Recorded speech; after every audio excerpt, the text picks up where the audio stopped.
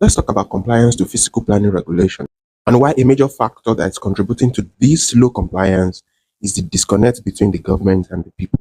And how, especially, planning has become a revenue tool rather than an actual growth machine. The reason I'm revisiting this is because somebody found my open letter to the Commissioner of Physical Planning and Urban Development, and according to them, what I proposed was unconventional.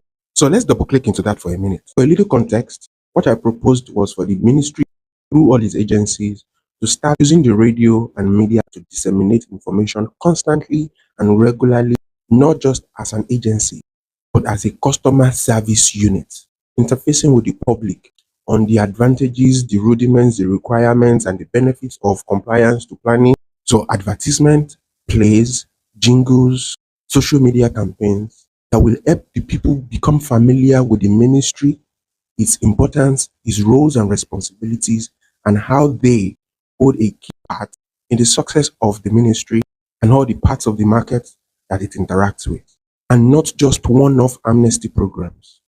The rationale from which I approached this conversation was from understanding that hardly would any middle income earner have a 1 million and go hand over that money to government in the name of compliance when they've not bought sand, they've not bought granite, they've not bought cement, especially when all they know government to be is a revenue making machine.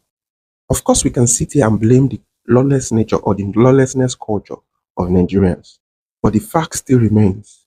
And as examples have shown, anyone who is as old as I am would have probably grown up to with a mild or moderate exposure to radio. Many of us will still remember till today those jingles that were sponsored by international and foreign agencies that had missions in the rural and grassroots areas of the country. And isn't it surprising that many of these organizations use the media to successfully push and achieve their agendas?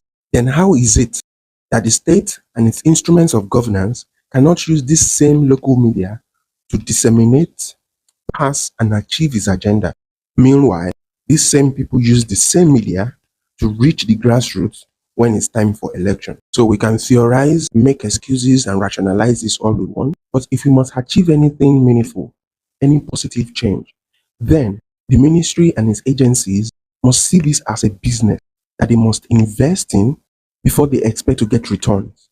Because until we can help the middle class and the average man understand why they should give their first 1 million to the government rather than take it to site, compliance will remain poor and the government will never stop opening windows for building approval amnesty programs.